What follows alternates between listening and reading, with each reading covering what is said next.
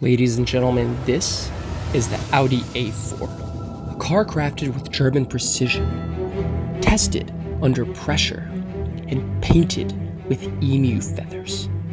It's one of the newest redesigns of a car known as the Audi 80 that began production in 1972. For to understand where a car is today, we must take a look back at where it came from. With the invention of Quattro, Audi changed the world. My name is Ivan Veskov, and I'm about to bring you this review. Oh my God, it is a frigid morning here in Northern Virginia. Today we're going to talk about the Audi A4, some of the great things about it, some of its drawbacks, and then we're going to take it for a spin and see how it drives. Wow, let me just take a seat here because filming is such incredibly hard work. This is the Audi's new B9 grille. It has a really nice shape. It's lined in this chrome, so it's pretty shiny, and it fits in well with the overall profile of the car. The corners of the grille follow these lines up the hood, and the side line follows the hood all the way down to the end, to the back of the car, which is a really nice design feature that I like about the Audi. And it also blends into this whole drag coefficient of 0.23, so it's as slippery as possible when it goes at very high speeds. It's also still pretty low, sleek, fly under the radar type profile, which I personally really like. Audi leads the class and the segment in low drag coefficient. Now, what does that mean? It means that it's really slippery as you drive it through the air. The less friction, the less your car battles its speed, the more smooth the ride is, and so forth. So, that has in part to do with this conservative look that it has, with the body lines that are really sleek, not a lot of extra styling or over styling, something that you see in, let's say, Honda. And over here, as you can tell, they have redesigned their mirrors from the B8 generation, and they've moved it back just a couple of inches so that it's on the door. Again, that all plays into that low drag coefficient. Now, it doesn't have as low of drag coefficient as the A-Class, which apparently Mercedes claims is the best in the industry right now with the sort of subcompact luxuries. And they have a drag coefficient of 0.22 with the new A-Class, so that's pretty impressive. But still, will you notice that on the road? Not really. Does it matter to geeks like me? Yes. As many of you know, cars these days just keep getting bigger. That is very apparent in the M cars. Enthusiasts would say it's outrageous. These cars are starting to look like whales. It gives a little bit more room in the segment for car and automakers to create new models that are smaller and more sporty and more conducive to the person who doesn't care about, putting their dog and 3 children and camping gear in a car like this size. I mean, practicality speaks for itself, and that's why in the auto industry in general, everything is moving towards SUVs. But there's still a lot of room for cars like this, and specifically this car is, I think, 22 millimeters longer and 16 millimeters wider than the B8 generation it replaces. So it gives it an overall a little bit longer wheelbase profile, and yeah, to me, I think it looks great. I mean, I started my Audi life when I was like 11 years old or something, when I had malaria in a clinic in Botswana, and my family bought an Audi. It just happened to be coincidentally at the same time, and they brought it, and it was one of those really rounded A6s from 2001. And I thought that car was beautiful. I mean, I really was in love with it. I was so sick at the time. I finally got out of the hospital, and boom, they put me in a fresh new car, and they had that new car smell and everything. I'll never forget it. And now when I look at this car, Maybe it's just me, but I feel like the A4s are starting to look like those A6s in terms of their overall size profile. So there's something to be said about cars getting bigger. A lot of people are against it. I think it creates more room in this segment. Feel free to comment below and let me know what you think. So let's talk about the wheels. I think the wheels are actually fine. They go along with the conservative look, and they're pretty great size, and I don't know, I think the wheels look fine. What I do have a problem with, though, is this corrosive undercarriage thing that Audi has, where it's sort of like, a textured material So, you know, they put so much money into painting the actual paint to make it beautiful with emu feathers, because it's the only thing that gives it a meticulously consistent paint. But then they have this undercarriage that is like rough. You know, that again, within this trim, should be hidden completely. Within the luxury segment, it just shouldn't be there. I get that it's functional, it works really well, that's great. It's anti-corrosive, it's at the bottom, does what it's supposed to do. But it's definitely ugly. It does not look good, Audi. And you know, buyers can actually opt to get a body kit for this car. It's called the S line. And when you get the S line, you get a couple of upgrades. You get a upgraded steering wheel, and then you get a trim piece that covers this up. But again, not having that as standard when you're paying this sort of money, I don't know, Audi. So let's talk about the fit and finish of materials in this cabin. It is absolutely wonderful. This car has just been built so solidly and is way of an upgrade over the previous class that it replaces. One thing that I really do love about it is the fact that you do not hear any creaks or rattles in the cabin, especially when you press on some of these materials like you do get creaks and rattles in its competitors. I'm talking to you, Mercedes C-Class. All the buttons and switches feel really solid. I really appreciate the craftsmanship that was put into all of them. These little gears, they feel great. Not gears, I guess this is a little switch. It's very solid. It has a really nice click to it. And as well, this dark wood trim that you get in the premium class that's sort of textured feels great to the touch. I really like how the fit and finish is with some of these materials. I'm sort of surprised that it doesn't have anything illuminating this door panel. I'm pretty sure even in the Premium Plus model, it doesn't have anything like that. This one is outfitted with the weather package, sort of, that you can, not weather package, but you can get this as an extra optional on their site, sort of to winterproof your car. Some of the fit and finish in this interior is great. You get this really nice, very finely textured leather steering wheel, which surprisingly enough, you do not get in a lot of cars. The other week I was driving a Ford Bronco, and it seemed to have, and that car just was released. This is a 2017, and the Ford Bronco had a rubber steering wheel. This is something that you touch each and every day as you drive the car. It is an extremely important part of a car, is its steering wheel. So, you know, automakers, please pay attention. This is something that drivers really appreciate. And it doesn't have to be the most luxury or expensive feature in the world. It's just a leather wrapped steering wheel. This is sort of the center console layout. These light up at night. They look fantastic. The fit and finish of all of these little buttons and switches are excellent. Let's start it up. Well, that actually wasn't starting it up. That was just turning on the electricity. Let's do that again. Here we go. Now we have started up the car. This is what the dash looks like when it's on. Again, this is the premium trim. So for the Premium Plus, you get a fully digital display that looks excellent. This is the small, sort of minimized center screen. It's fine. I mean, I don't know how many inches that is, but you know, it's just about as big as my hand. You know, people think that that's on the smaller side, but when you actually project Apple CarPlay or Android Auto on this, it looks pretty fantastic. I love the fit and finish of all these switches. Blank switches, you know, they drive me crazy. They drive a lot of people crazy. Audi, you could have put anything here. You could have just, you know, made it flat. I know that digs into production costs. Oop, let's turn off the music there. I know that digs into production costs, but, you know, again, this is the premium luxury sort of segment. This should not be so blank. And even in the Premium Plus model, a lot of these are blank. What are they for, Audi, if they're left blank? I don't know.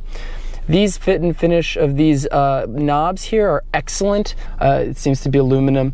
It has this sort of haptic feeling. I mean, I guess it doesn't give you any response back, but you see, I'm not pressing these buttons, and they feel fantastic. The quality of these buttons is excellent.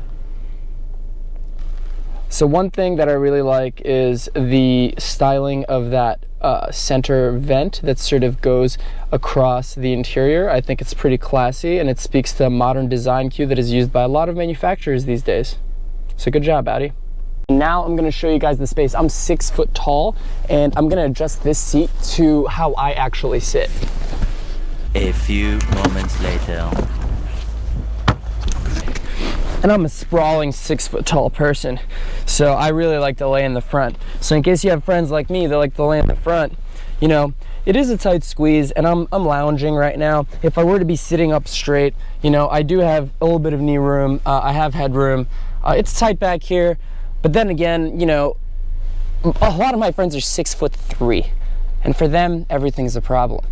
But most people that are around 6 feet tall are going to be comfortable back here. They can really, you know, relax. If you sprawl out, there's the center console armrest that's also really nicely positioned. It has leather on it, and it has these really over-engineered cup holders that I can never figure out how to actually open.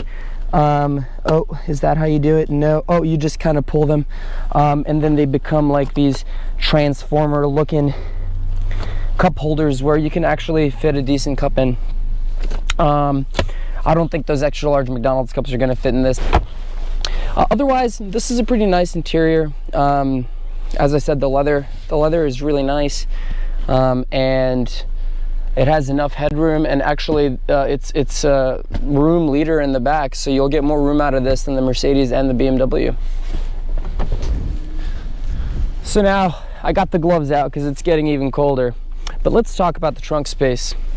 So the trunk opens up pretty easily. I like the fact that it just pops open. I think every other car in this segment does that, which is fine. It's got a pretty wide opening, and it has 12 cubic feet of trunk space, which is fine. I've fit golf clubs in here. I fit my stuff in here. I've moved with this. It has presented absolutely no capacity problems. It also has little metal hooks where you can strap in a cargo net. And one feature that I really like, that I think is pretty unique, that I haven't seen in other cars, is this grocery hook sort of strap that you pull, and then you get these really sturdy grocery hooks, and there's 2 of them in the trunk. So this makes it a breeze to go get shopping, groceries done, so they don't roll around in your trunk when you're driving your compact luxury car quickly. So that's the trunk. We're going to talk about exhausts. This car replaces the B8 Audi A4, which had 2 exhausts on that end. I think that the dual exhaust on each, like one exhaust here, one exhaust on that side, I think that looks great. I think it makes the car look a little bit more pronounced from the back, a little bit more beefy. Exhausts are very important in cars. To the automotive segment, I think there's a lot of fake exhausts happening, and Audi, you know what I'm talking about. That got replaced. Now it actually has real exhaust tips. Instead of those fake plastic vents. But I think these are real exhaust tips. They look good. How it sounds, you know, this isn't anything crazy or special. If you want pops and bangs, you got to move up to the S3 or even the RS3, which is a fantastic car. But this sounds like a 4-cylinder would, and it's the Quattro 2.0 turbo motor. So now let's go over the engine and some of its performance specifics. So there's a hood release on the left next to the wheel, pretty standard. Then it has this hydraulic system that picks it up, which is convenient. 2.0 Audi TFSI turbocharged 4-cylinder engine that puts out 258 brake horsepower to all 4 wheels of the car. In terms of the actual packaging of the engine, I think Audis always do a pretty good job at that. I don't necessarily like is sort of the fit and finish and the quality of this plastic on top. Here, I'm gonna zoom in to show you. This is just not what you would expect if you're paying, you know, $40,000 new for a car. It's just really flimsy here. But that's apart from the fact I think it does its job really well. This is a really neat little engine. It's very efficient, and Audi has engineered some of the old bugs out of it, so it should be more reliable. And here we are. Those are some of the exterior and interior features of the Audi B9 Generation A4 2017. What a spectacular automobile. Now let's move on to the actual fun part of this review, which is the drive. So we're gonna get behind the wheel and hit some of these Virginia roads. So the fuel economy is pretty impressive at 24 miles per gallon city and 33 on the highway. And so I think that's pretty accurate because, you know, in mixed driving, especially, you know, I like to drive pretty lively. I put it in sport mode quite a lot, like I just did. It's just force of habit, it's just flick of the wrist, but it doesn't do well with fuel economy figures. So I've been averaging around probably 23, 24 miles per gallon on the lower end. On the highway though, I did average about 32. So I think that speaks for itself. It's pretty impressive. I mean, one of my first cars was a Saab, a 2.0 turbo Saab. Really excellent car, I loved it. But it max got like 27 on the highway, and that's when I would drive it pretty buttery on really long trips. Okay, so now let's just do a quick 0 to 60 sprint here. There's a couple of things you need to do to maximize the 0 to 60 potential of this car. First being is you have to turn off traction control, and you do that by pressing and holding the button for about 4 seconds. Put it into sport mode, which it's in. You put it into dynamic mode, and you make sure the coast is clear, of course, and then we hit it. So here we go.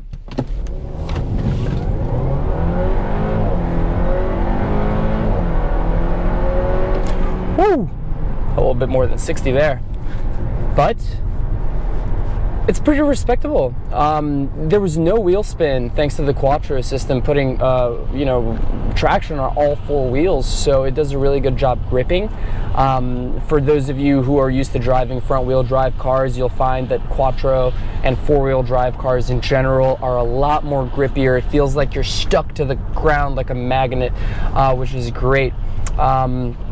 It does 0 to 60 in probably like 5.5 or 6 seconds, and I'll check those figures, but that's pretty respectable for this class, for this segment, and for the 2.0 turbo engine.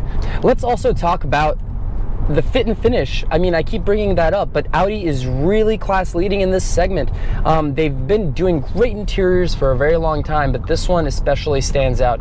There's barely any creaks and rattles in the interior. The cabin is very well insulated. The steering feels nice. The steering wheel feels like smooth, slippery leather.